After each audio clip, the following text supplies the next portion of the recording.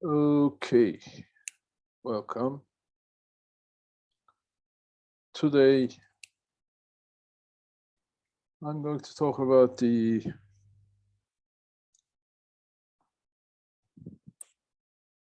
two different actually, ways of doing economics. Last time we talked about Marx, we talked about Polanyi a little bit, and their differences from the neoclassical economics. Today, I'm going to talk about the differences, analytical and theoretical differences between classical political economy and neoclassical economics.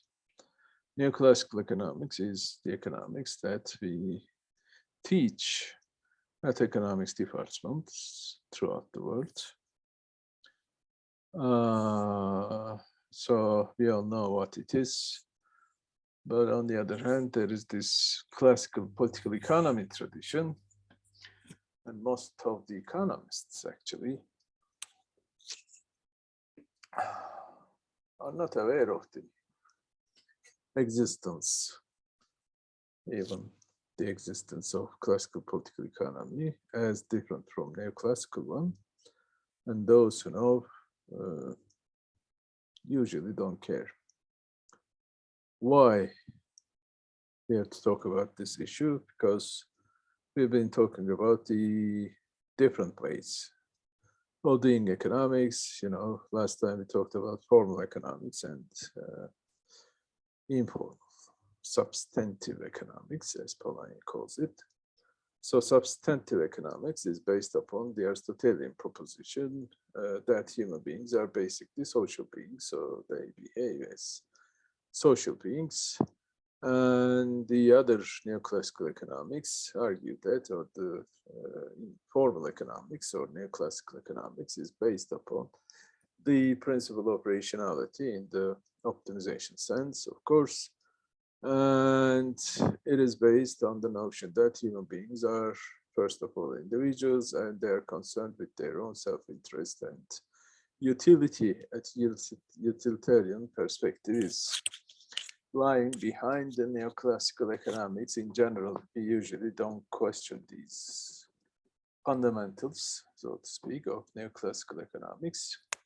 And we argue that what we are doing is science. Well, whether it is science or not is, of course, a big issue that we cannot solve here in this class.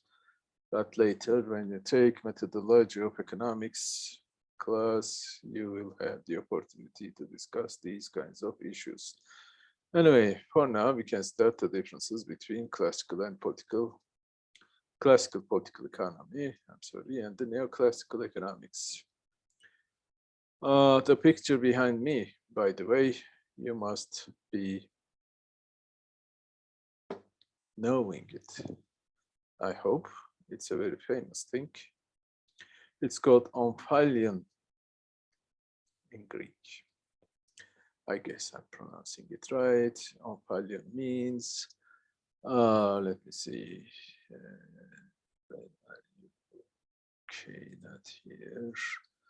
Omphalion means this thing. Of course, what is this thing? Let me share. Omphalion. It means the navel of the earth. Nice, huh? It's in Hagia Sophia. Hagia Sophia is a marble section of the floor known as the omphalos. The omphalos is located, etc., etc. Brilliant marble. These are all different stones, actually, brought from different parts of the empire, mostly from different parts of Anatolia. And it shows the belly, so to speak, of the earth. The significance of this particular shape is that on this thing, Omphalion, the Byzantine emperors or Roman emperors were coronated So this is significant. Next time you go to Ayasofya, you may want to give some attention to it because it's really interesting and beautiful, actually. Anyway, returning to our thing, what was our thing? Our thing was, I keep losing. That's very interesting. The thing I want to show you, but where the hell are you, man? Oh my God. Anyway, classical political economy. Classical political economy had developed sometimes around 18th century, maybe late 17th, early 18th, but it becomes a full-fledged science, so to speak, with Adam Smith, 1776, with the publication of The Wealth of Nation by Adam Smith, an inquiry into the nature and the causes of the wealth of nation is the full name of the book. And in this book, he laid the foundations of economic science in general. And this classical school of economics, classical political economy school of economics, actually had been started with Adam Smith, therefore. And then came David Ricardo, a very important and significant economist. And Marx also considers himself as belonging to this school. There are also some other economists, such as Thomas Robert Malthus, who, by the way, was the first political economist appointed at a university. So he is the first political economist, officially speaking, actually. So this classical school, you will take history of economic analysis or history of economic thought, something like that in, I don't know, third year, I guess, but we may have a brief introduction to this neoclassical school of thought. I'm sorry, your classical school of thought. We know what neoclassical economics is. Okay, I got it. Where are you? Okay. Can you see? I'm sharing something, but I'm not sure if I'm sharing the correct one. Yes, I think this is it. Okay, classical Marxian.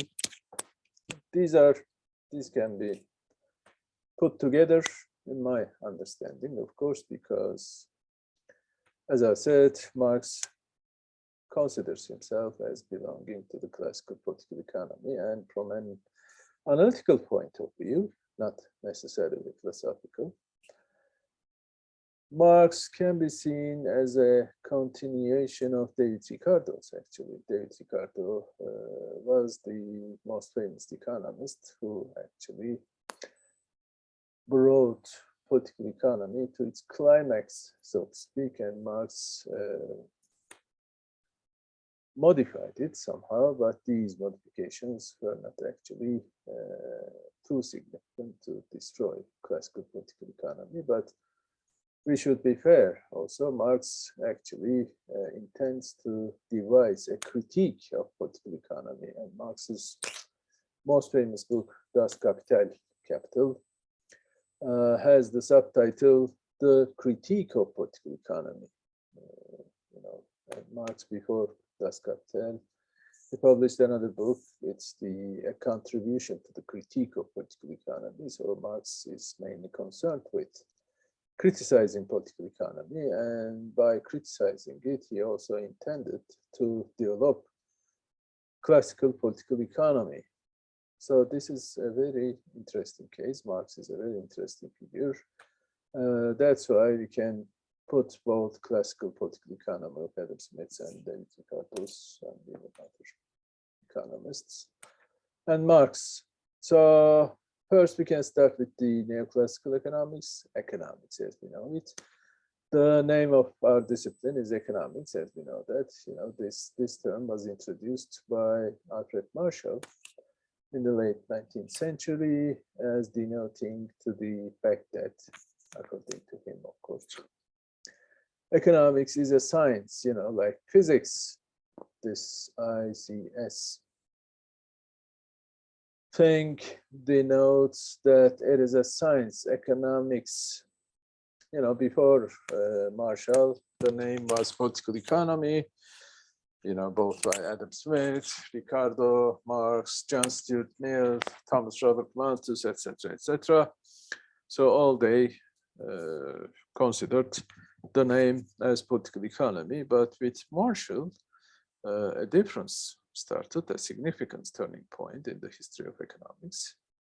And the name was introduced by him to denote that economics is a science in the first place. Well, of course, Ricardo also believed that political economy is a science, and political economy was concerned with the distribution of income among social classes, 3 classes to be exact, according to Ricardo. One is the capitalist class, the other is the landed aristocracy, landlords, and the last one is the workers. So according to Ricardo, the basic difference or conflict actually is between the landed aristocracy and the capitalists, because capitalists actually produce and they create what they call wealth. But this wealth is to be expropriated by the landlords in the form of rent. Rent is the price of land, as we know, right? And then according to Marx, this conflict was actually between, had become between the capitalists and the workers. By the time Marx had published Das Kapital in 1869 or something. So is it 69? No, 63, I'm sorry. And by that time, of course, the landed aristocracy had lost its power, both economic power and political power, through constant reforms in the British society and the political system. So basically, in the classical Marxian framework, the analytical framework is about production and distribution. But according to the Neoclassical school, the basic fundamental problematic, so to speak, is the allocation of resources. We all know the narrative, right? We are concerned with our utility or benefits, so we got to make choices because resources are scarce. Making choice means allocating these scarce resources among alternative and competing needs or wants. So we have to make wise, so to speak, choices. By wise, of course, we mean rationality. Our choices must be rational in the sense that with minimum effort or with minimum cost in general, we try to achieve maximum benefits, maximum utility, maximum profit, etc. So the problematic is the allocation of resources, but unfortunately for the classical school in general, capital accumulation is of utmost importance, and they don't care about the allocation problem. And they never considered these resources as scarce, compared to human wants, etc., because they are not talking about individual wants or individual desires in general. They care about the society and the classes that they form, like the society itself. So their analysis, so to speak, is a macro analysis from the very beginning, whereas usually neoclassical economics is a micro analysis. But of course, today we have both microeconomics and macroeconomics. And in macroeconomics, we say usually that there's this thing called the fallacy of composition, meaning that what is true for the individual level need not be, and usually is not true for the aggregate level, the level of national income, state actions, etc., etc. But we also add that usually we need to seek, as economists, the micro foundations of macroeconomics, in the sense that macroeconomic decisions and theories are to be built upon neoclassical foundations, rationality and individuality.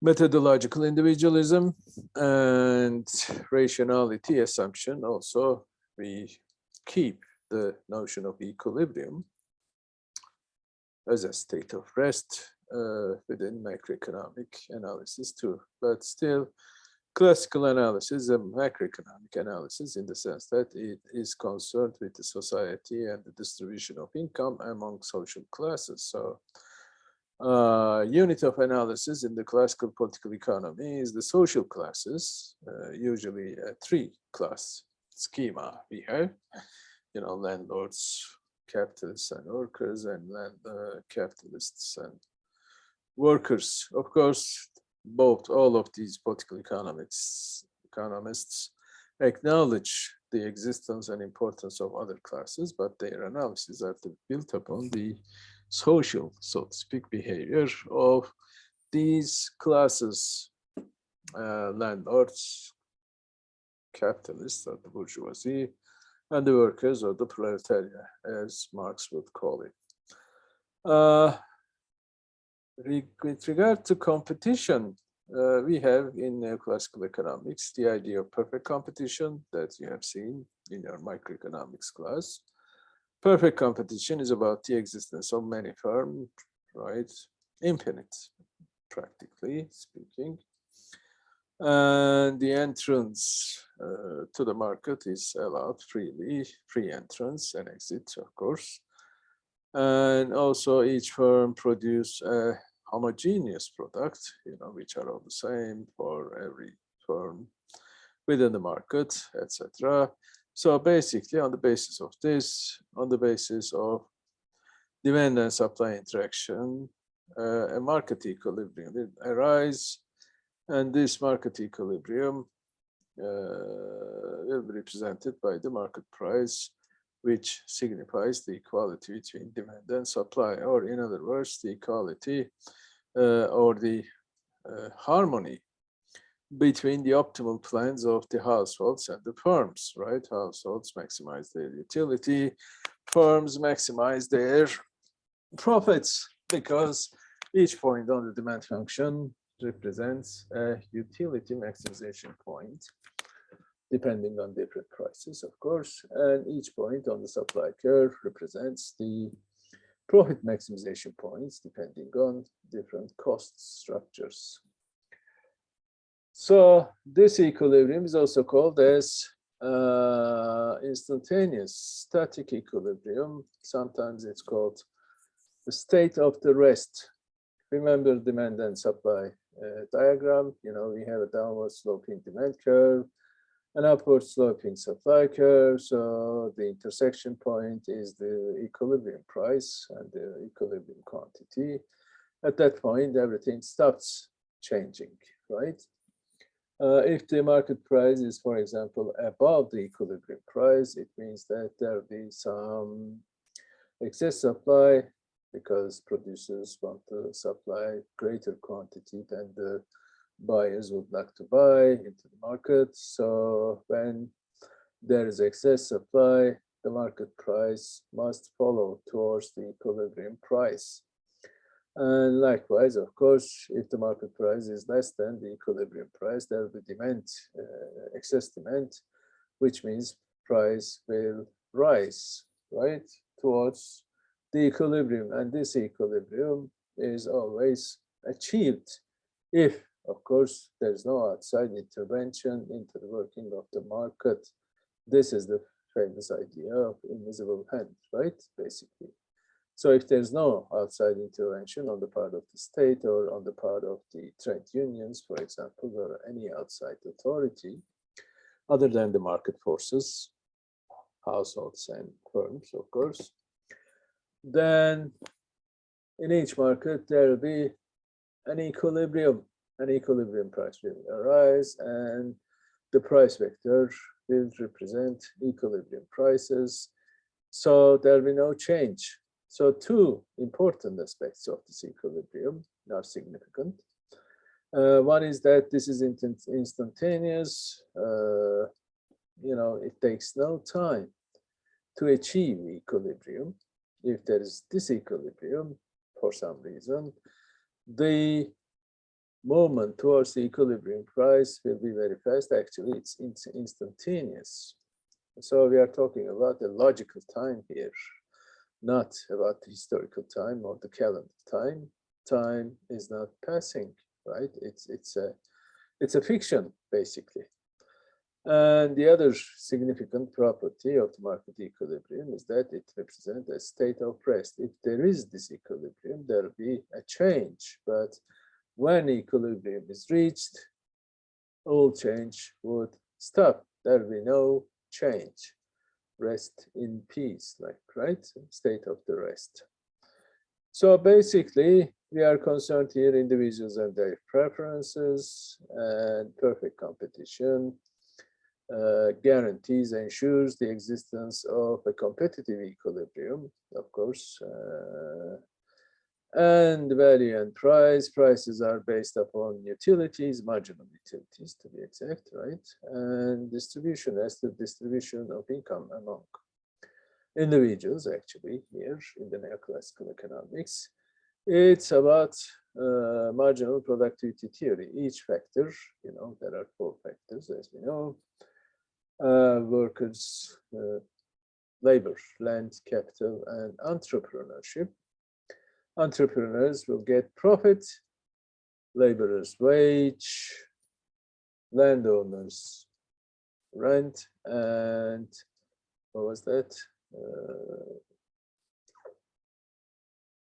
Capital owners will get interest rate, right? Interest rate is the income also of the capital owners.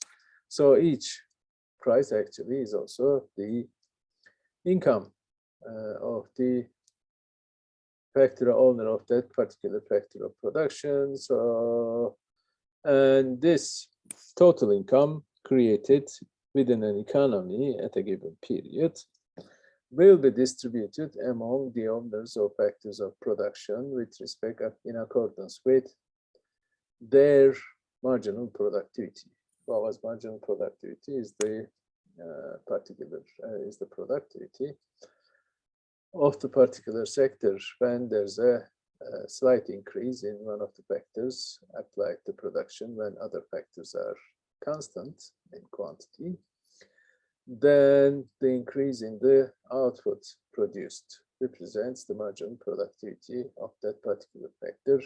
So if each factor gets a share that is equal to its contribution, marginal contribution to the production, then we can share that it's a fair allocation. It's a just allocation of resources. It's not about equality, as you can see, but it's about justness, justice, or in general. Every factor gets a share that is exactly equal to its own contribution into production. So each factor owner has some contribution to the production. But things are not quite like the same within the classical political economy. So competition is not a perfect one, but it's a pre-competition. What's the difference between pre-competition and perfect one? The difference lies in the fact that within the classical political economy, freedom refers to mobility of capital only. The idea is very simple. In the long run, the rate of profit in every sector of the economy, in every market, will be equal because of the existence of competition.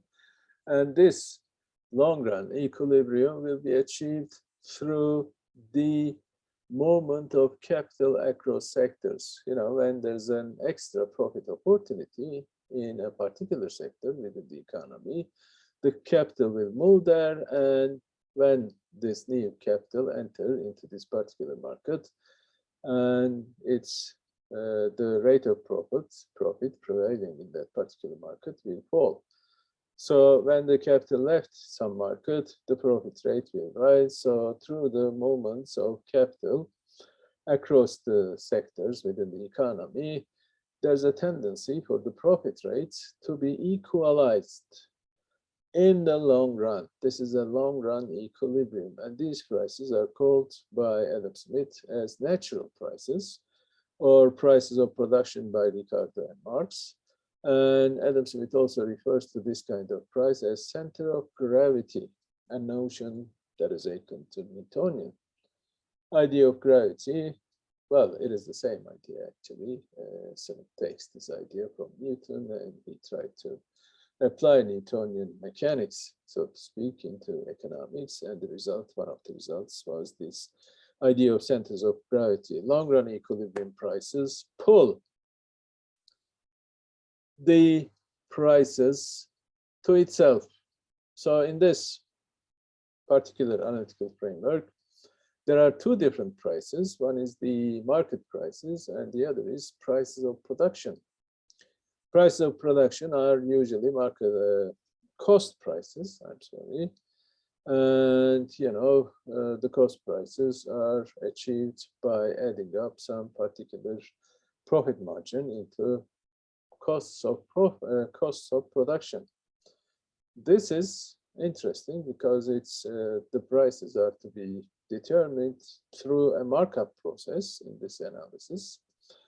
First we have some production costs, labor costs, capital costs, and land costs. So a profit margin is to be added to these costs. Therefore, we will have the natural price. So natural price represents the cost prices. And in the determination of these natural prices, the demand conditions would have no effect at all. So this is one of the most interesting differences between the neoclassical one and the classical price analysis. In the neoclassical analysis, we have both supply and demand. Demand represents the preferences of individuals, so demand conditions are important in the determination of market prices. But in the classical school, everything is about costs of production and the profit margin. And this profit margin is to be determined, of course, by the uniform profit rate. You see, the classical school in general does not distinguish between interest rate and profit rate. And they argue that there's only profit rate, and the interest rate, the price of the credit, for example, is to be paid from the profits in general. A similar idea exists in an important economist of the 20th century, for example, Michal, I have no idea, he's a Polish guy, Kalecki. It's usually pronounced as Kalecki. I don't know if it's true or not. So this idea is very interesting. So market prices are to follow the long-run equilibrium prices. They are pulled by the long-run equilibrium prices as if they are centers of gravity. So these prices, long-run equilibrium prices, are determined by cost structure of the economy, and demand conditions plays no role in this theory of prices. This is very interesting. And also this objective labor theory is important in the classical school. In the neoclassical school, we have subjective utility theory. It's about subject's preferences, wishes, desires, etc. we are talking about. So it's subjective, it's called. Utility is a subjective variable. So the market price is determined by utility, marginal utility to be exact. Of course, it's a subjective price theory. Of course, we can observe directly the market prices, but we cannot observe the utilities, but we have some idea. A very good idea, actually, about what we like and what we don't like, right? I like to eat chocolate, but I don't like to eat oatmeal, for example. Any questions? No. Okay. So this is a subjective theory. Everything is about individual and her preferences, utilities, subjective valuations, etc. So the basic objective of the value theory is to connect these two variables. One is subjective, the other is observable. Market prices can be observed, but behind the market prices, we know by the theory, of course, are the marginal utilities. But according to the classical political economy, everything is different. Demand conditions or subjective conditions do not have any effect on prices.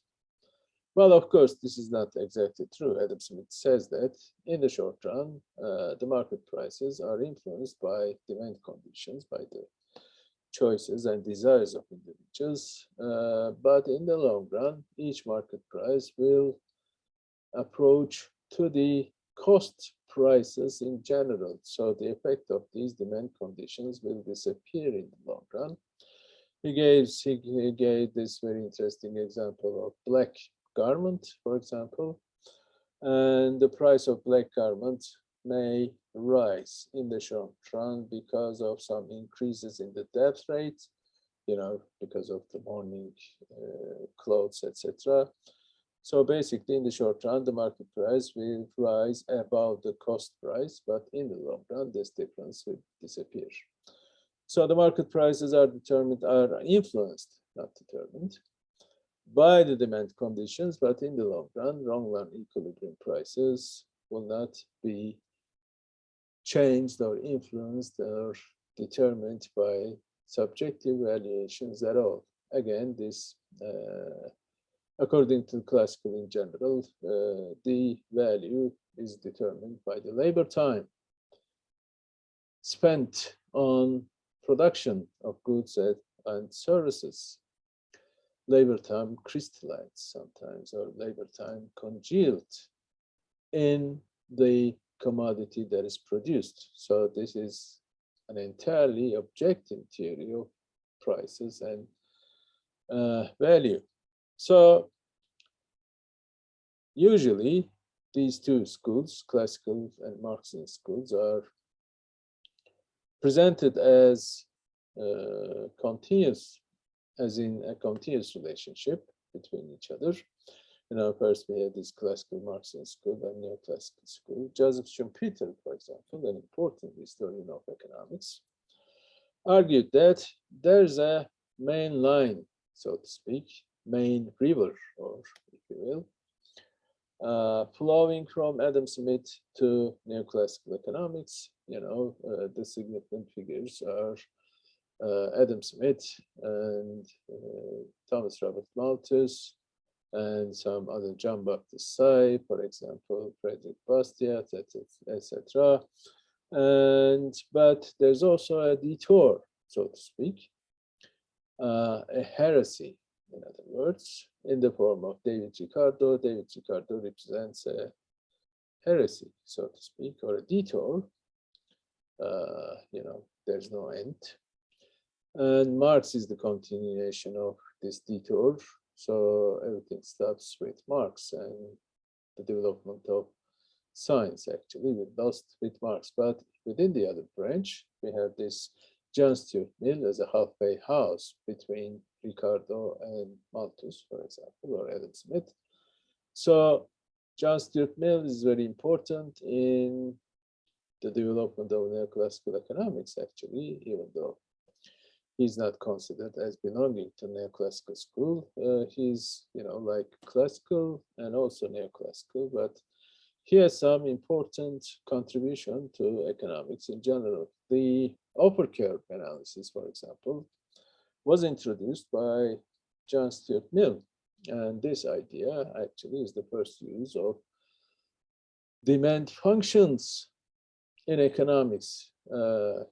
Classical school writers were aware of the existence of demand conditions, but they do not have the idea of demand schedule or demand function showing different quantities of demand corresponding to different prices. They consider demand as only one point, for example, but the idea of generalizing demand into a function was originated by John Stuart Mill. So John Stuart Mill was also instrumental in the development of neoclassical economics. And so on the basis of this, with some other elements, such as the invisible hand and the equilibrium conception and so forth, we consider, economists usually consider that there's a continuous relationship between neoclassical economics and classical economics. You know, that's why it's called neoclassical economics.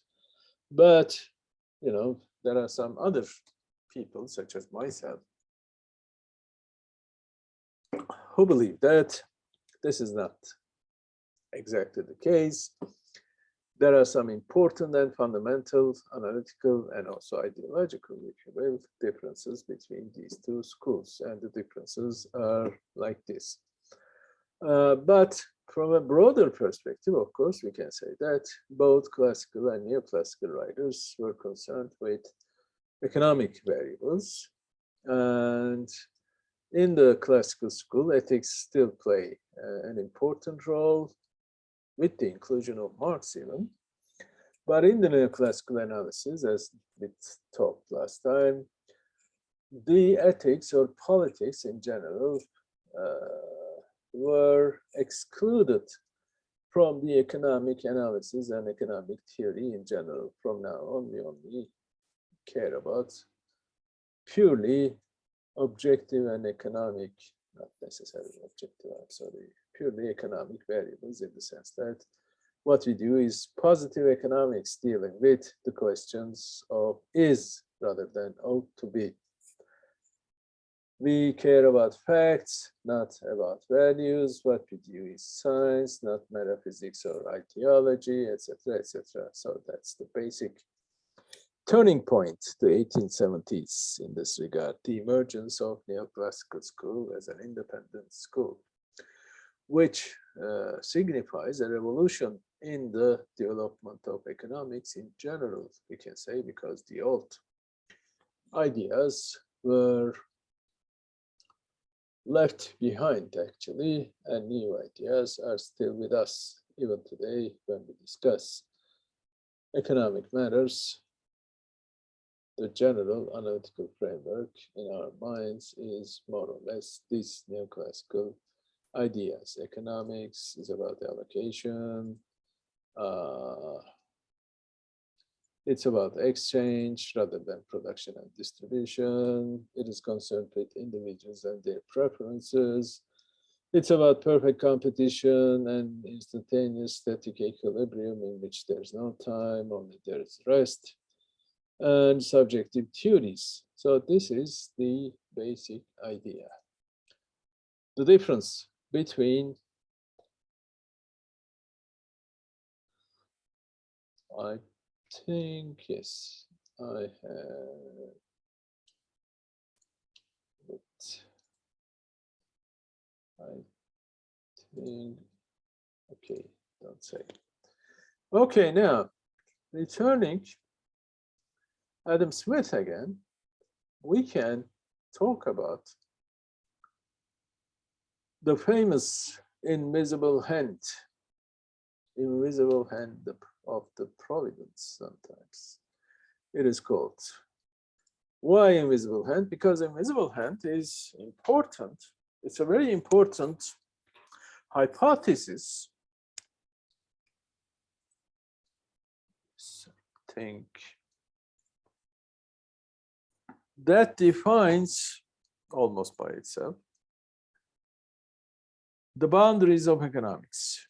What I mean by this is very simple. Invisible hand is a hypothesis that connects the individual behavior, individual action, and social consequences. You know, last time we talked about the difference or inconsistency between the individual interest and the social interest, so to speak. Since Hobbes said individuals are concerned with their own self-interest. So if we leave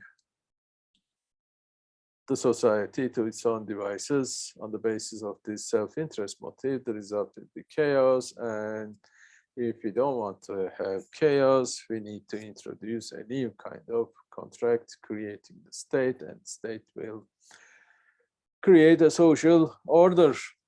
Of course, the price is the violation or limitation, restriction of individual freedom.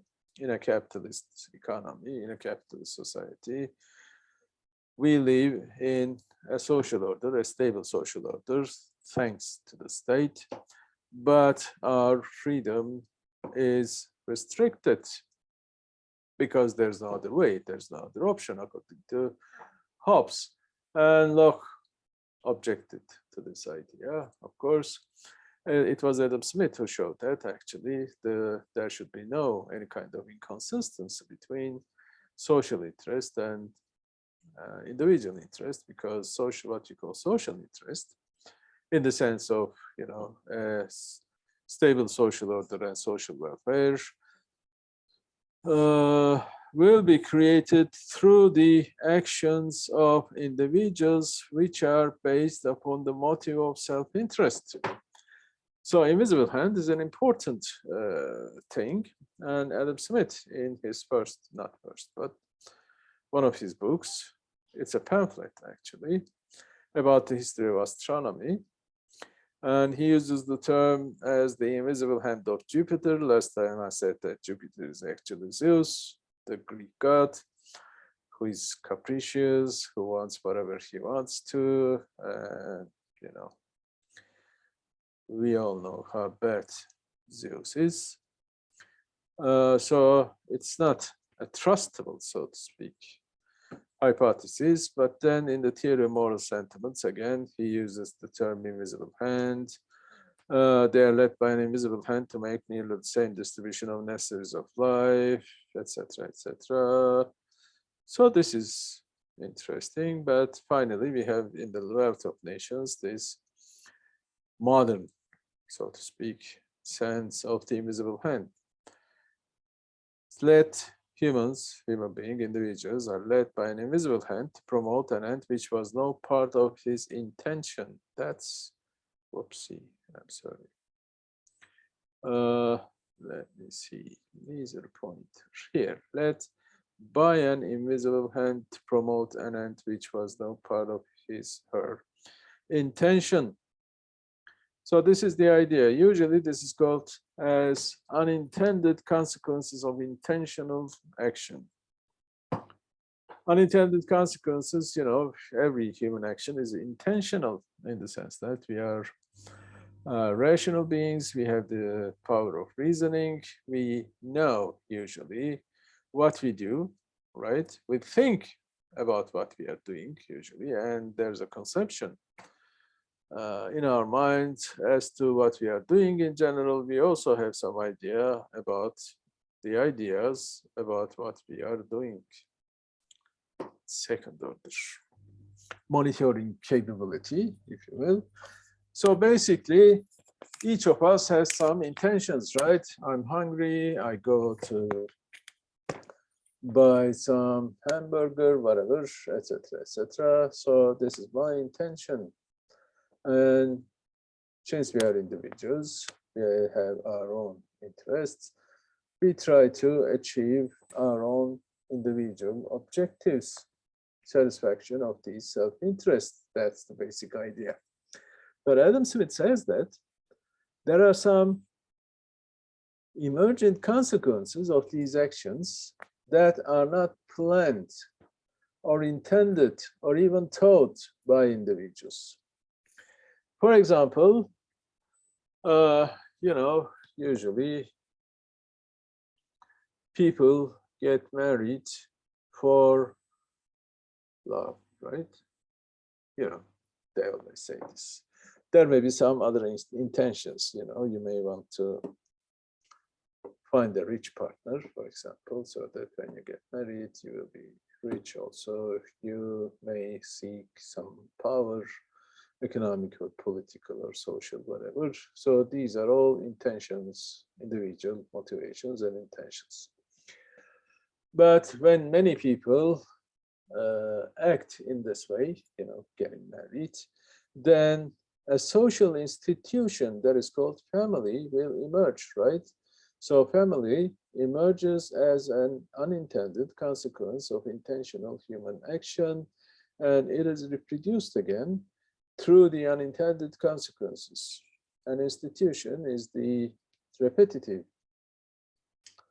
activities, usually stretch across time and space. You know, when we talk about institutions, we refer some practices that repeat themselves, such as getting married and establishing a family, etc. So that's why we have this family as a social institution. No one gets married because he or she wants to have a family as a social institution. But the unintended, unplanned result that we don't care actually is the creation and reproduction of family. That's the basic idea of unintended consequences. And this hypothesis is an important hypothesis, not only in economics, but also in social sciences, especially in sociology. And because of this, Adam Smith can be considered as one of the founders of the social sciences in general, not only of economics, but also all social sciences. The establishment of social sciences is a relatively new phenomenon.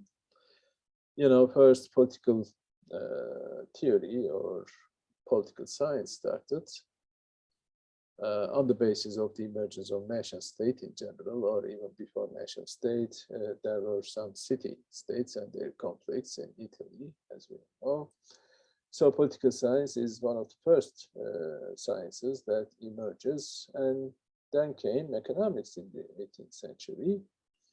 First as part of political science, but then, you know, it is different with Adam Smith, thanks to Adam Smith, and sociology in the 19th century and other sciences in general. So basically, Adam Smith is a significant figure in this emergence of social sciences, even if he's not aware of them, of this fact.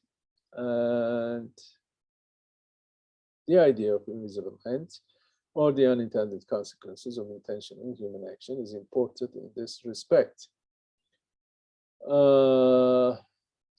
So, invisible hand in economics, of course, let's see.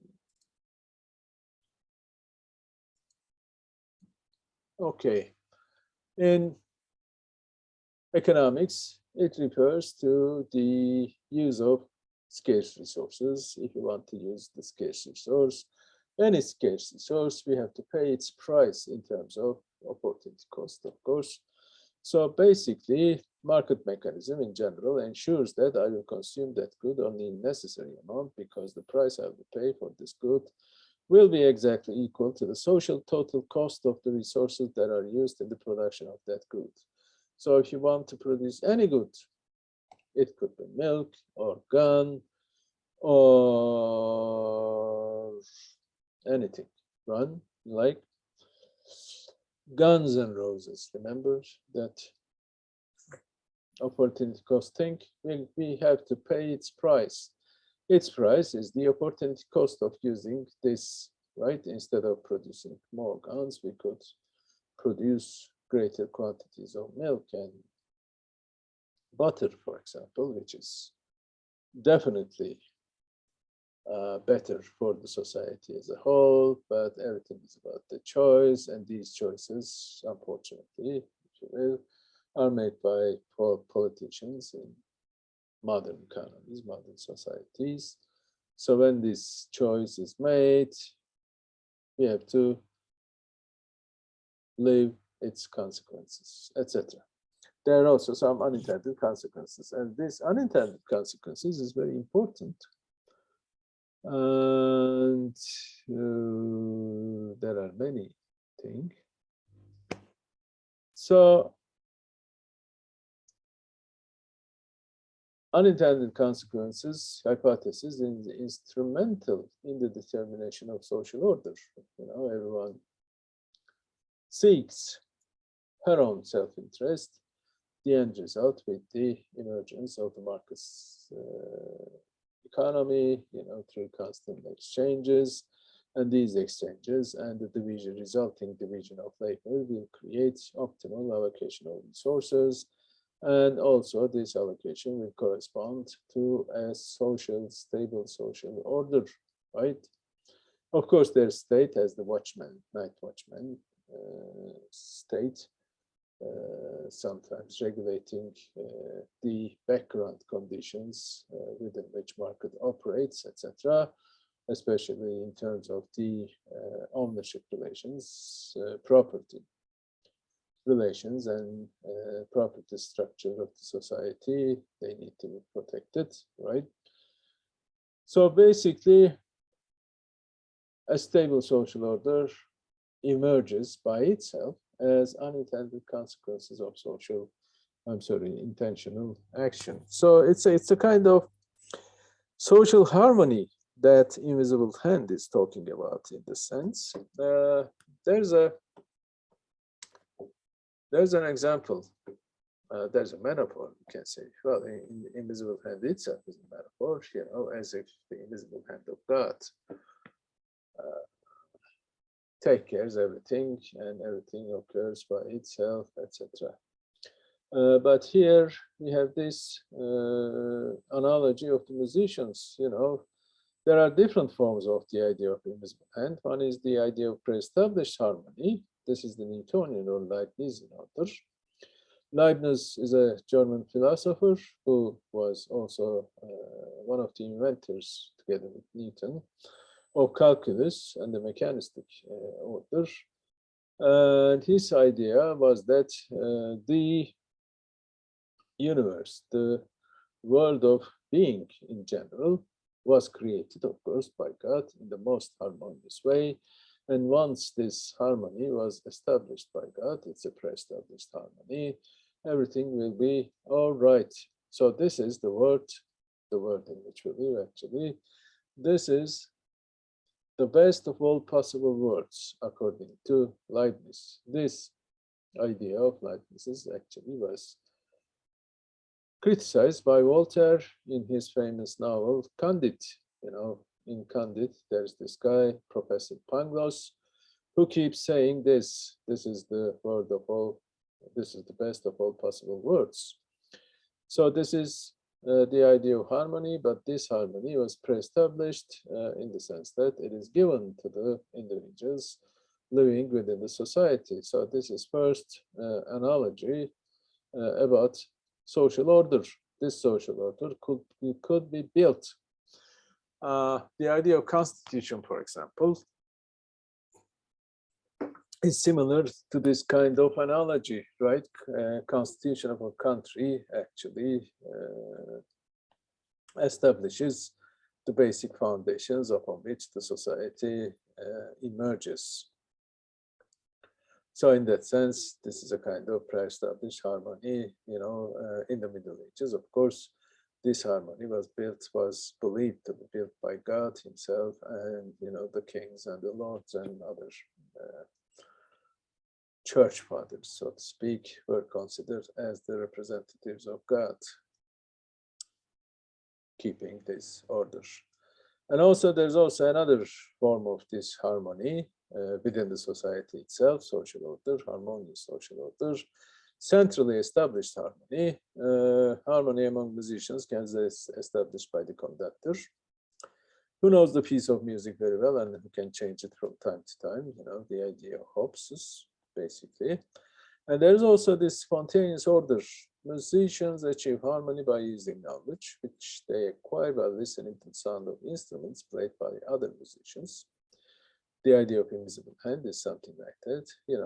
This is like improvised music, as in the jazz music, right? Or blues music, usually, sometimes rock music. They improvise because, they understand each other, and their actions, music, is consistent, etc., etc. So the idea of invisible hand is not about a pre-established harmony. It's not about centrally established harmony. We don't need any kind of authority, like a tyrant or even a state or a king, whatever. But this harmony, social harmony, emerges by itself spontaneously on the basis of intentional human action. So human conduct is important in the emergence of this social order, but this social order emerges as a result of the unintended consequences of intentional actions. So this Ullmann Margaret argues that there are some mechanisms for the working of the invisible hand as a social hypothesis, of course. The invisible hand should have a filtering mechanism which keeps out all beings, impacts, or processes that might ruin the achievable pattern. You know, all other noises, so to speak, will be eliminated in the end. So there should be some filtering mechanism, which is the working of the market in our thing, right? Market exchanges will be instrumental in the allocation of resources and emergence of social order. And secondly, we need to have this equilibrating mechanism, which ensures the generation of a specific pattern as a consequence of all these harmonizations, you know, which is the competition process, right? Pre-competition, pre-entrance, exit, and production of homogeneous products, many firms, infinite number of firms within the market, etc. Capital and labor mobility in general will ensure this equilibrium throughout the market. So on the basis of this filtering mechanism and the equilibrating mechanism, the market and the competitive as the basic modus of functioning of the market in general ensure together the emergence and the stability of the economic and social order. So basically,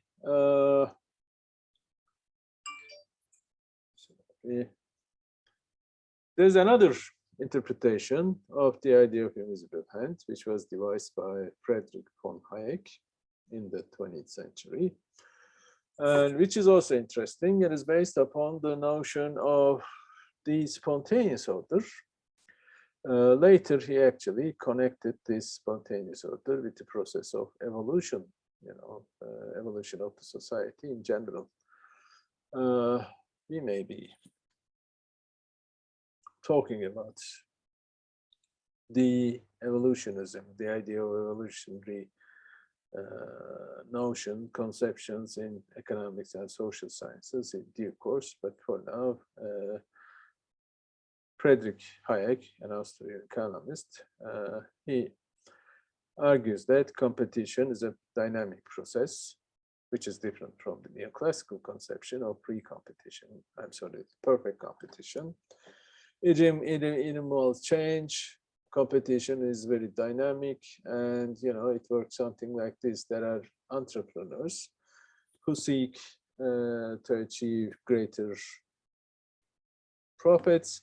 And when there's any profit opportunity occurs within any market, they will see this opportunity and seize it, and therefore they enter into this particular market, the supply will increase, etc. So the basic function of the market structure or the basic function of the prices is to convey piecemeal and individual information across the economy.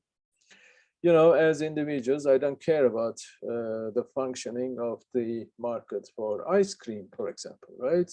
All I care about is that my individual desire to eat some ice cream. You know, I want to eat ice cream, so I go to the market, buy some ice cream, but this, my buying of some ice cream will create some signal that will be conveyed eventually through the prices to the entrepreneurs who will see the opportunity, and they started produce greater quantities of ice cream, you know, not only my buying, but the spending of other individuals on ice cream in the summer, for example. So when there's an increase in the demand, this will signal to the entrepreneurs who will produce greater quantities of ice cream, etc., etc. So basic function of prices is to convey this kind of individual and piecemeal information. The idea is here the same, right? I don't care about the emergence of the market in my own individual actions. All I care about is my own preferences and my own satisfaction, right? But when there is many people who do the same, there'll arise some market which will be functioning on the basis of demand and supply interactions and so forth.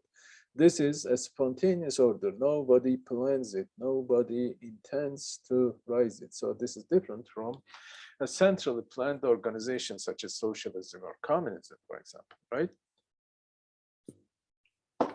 So in communism, every economic decisions are made by the central planning authority. So whatever is going to be produced, what are the quantities that are to be consumed, etc., etc. This is problematic for two reasons, actually. One is that it restricts individual freedom, and the other is it cannot achieve an efficient allocation of resources. So in the market economy, in the market society, everything is occurred, this allocation, and also the realization of human freedom will occur instantaneously or spontaneously on the basis of intentional human action, which are concerned with self-interest, right? This is the basic idea. So when there is equilibrium, when equilibrium is achieved, this would be a state where no economic agents have an incentive to change their behavior. In the Austrian School of Economics, equilibrium is usually defined as the consistency or harmony between the optimal plans of individuals, individual households, and individual firms. Remember macroeconomic equilibrium understanding, ex ante equality or planned equality between spending and investment. I mean, aggregate demand and aggregate supply, spending and production, or which means the same, investment and saving decisions. The decisions of households and the decisions of the firms must be in harmony. This is a state in which everyone is happy with the available resources and preferences and so forth. So that's the basic idea. Equilibrium refers to a state in which everyone is happy. There's no change. There's no reason to change everyone. So that there is the state of the rest. So this is the idea of invisible hand. But okay. This particular conception, graph, is called transformational model of social activity. We will have some time to discuss it. But for now, we can say that this shows the reproduction and the emergence, of course, in the first place, of some social practices, social relations, and social institutions, or social order in general. So here there are some social structures, social relations. Remember, Marx calls them relations of production and relations of production, property relations, and so forth. But in general, we can say that these are relations among individuals within the society. They could be economic or otherwise. So in all cases, our own actions must be carried out within an institutional setting or within some position and practice system. What I mean by this is that, for example, I have a particular position in the society as the university fellow, so to speak, university professor. So as a university professor, I am entitled and also obliged, if you will, to teach, right?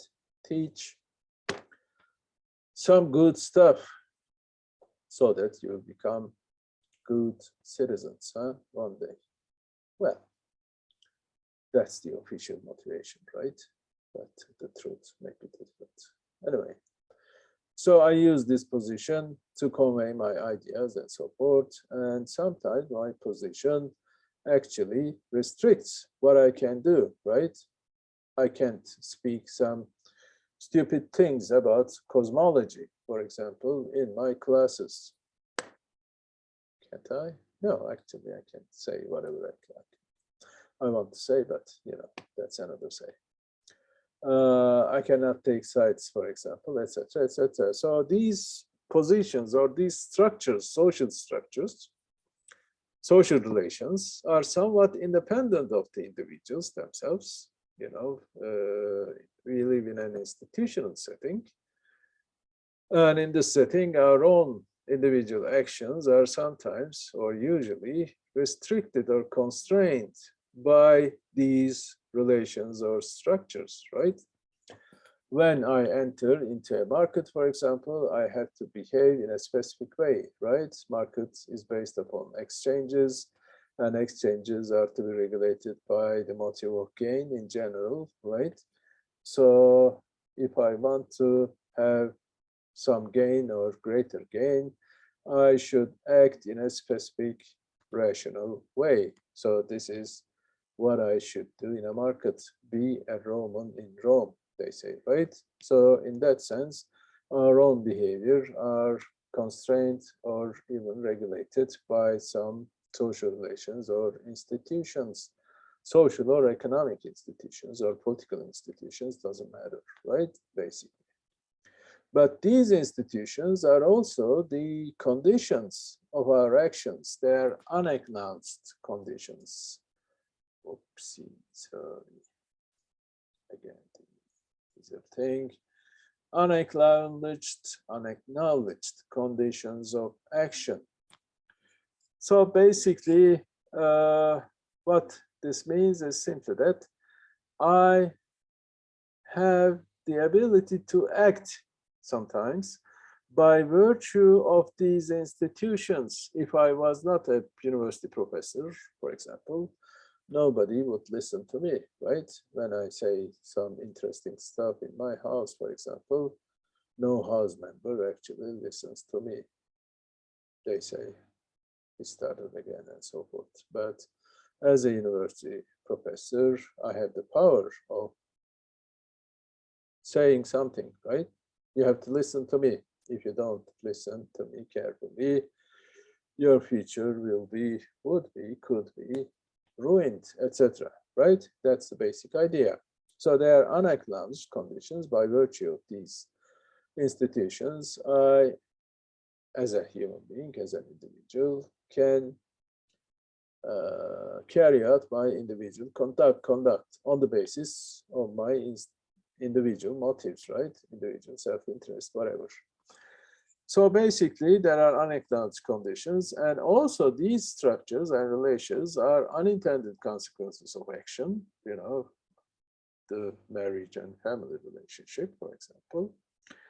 And these unintended consequences action form the beginning conditions of action again. So actions are to be determined by these three conceptions or variables, if you will. Motivation of action, I enter into market relation, exchange relation, for example, with the motive of gain, right? And also the rationalization of action. Rationalization here means that, why I'm an answer to why I'm doing this particular thing, right? Why I behave in this particular way, etc. This is the process of rationalization. This is also a rational process, but somewhat different from the rationality that we use in economics, but related to this conception, right? Rationalization is to provide some answers, some reasons to the actions that we carry out. That's the basic action. And also we have this reflexive monitoring capability, meaning that, we have some idea about what we are doing. Also, we have some idea about The ideas about what we are doing, I'm doing this particular thing, but is it right for me to do this thing? It's virtuous or not, etc. These are mostly ethical considerations, right? This is the reflective monetary action. So on the basis of these three variables, our actions will be determined, and there will be some unintended consequences of this action, and the reproduction, emergence and reproduction will be these unintended consequences of the social structures, of course, relations or institutions in general. And these will be unacknowledged conditions for our further actions. That's the working of the society. This is called transformational model of social activity. Individuals do not create social structures, but they sometimes reproduce and sometimes transform these social structures through the unintended consequences of action. This is exactly the idea that was captured by the notion of the invisible hand, right? But sometimes in economics, this invisible hand is usually considered as a positive, so to speak, way of creating social order. By positive means that it's efficient. The resource allocation on the basis of individual self-interest is a positive one in the sense that there will emerge an efficient allocation of scarce resources through these unintended consequences. In other words, unintended consequence will always create some efficient and desirable outcomes. So this is the idea of invisible hand that is used in economics, but there's no reason for the individual hand, invisible hand, I'm sorry, to create some desirable outcomes every time, right? So there may be some unintended consequences which would not be desired by anyone almost within the society itself. That's sometimes called as a kind of invisible backhand. It's a tennis term, I guess.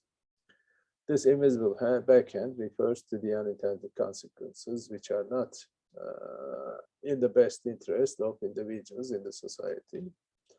Sometimes malign individual, malign, anyway. Benign, malign, yes, malign. Well, it's not our native language, whatever. Invisible hand, Charles Taylor called, or sometimes evolutionary hand. Evolutionary hand, for example, evolutionary economics, part of evolutionary economics, approaches do not consider evolution as optimization process. They entail a dynamic conception of evolution involving complexity, in which the idiosyncrasies in interactions among various parts that form the organism or the system may change, or even deteriorate the operation of the system as a whole. This has to do with the notion of biological evolution. Some people, Spencer, for example, argues that evolution is always from the simplest to the most complex, and it's always a rational process. It's always for the good. Evolution usually moves in the direction of the creation of organisms which have greater complexities and which becomes better and better towards perfection, etc., etc. Usually evolution starts with, I don't know, sometime in the history of world.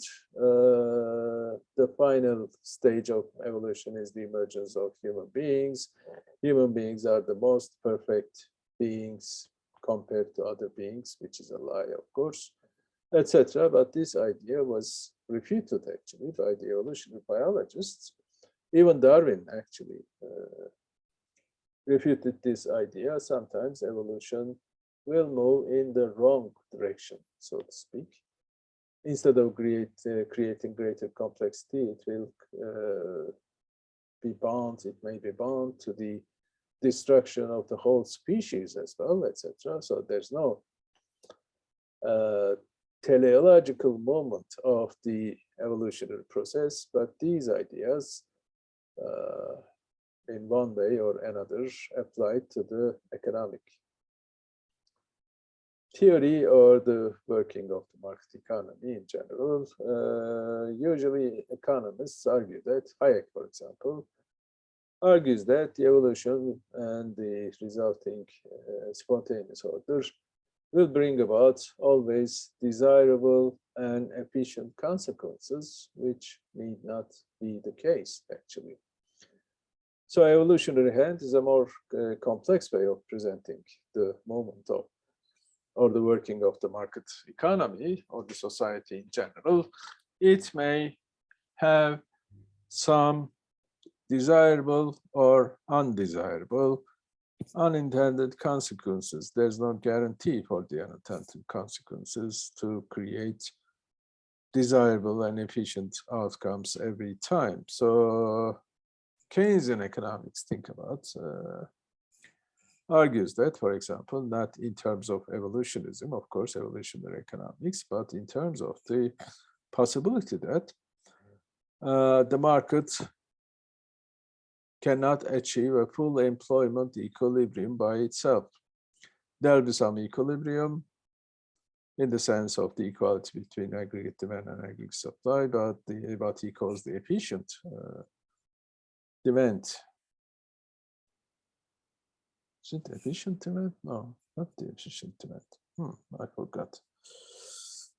Anyway, the value of the aggregate demand when equilibrium is achieved, effective demand, I'm sorry, not efficient demand. Effective demand may not be enough to produce a full employment equilibrium if the market is left to its own devices without any outside intervention on the part of state.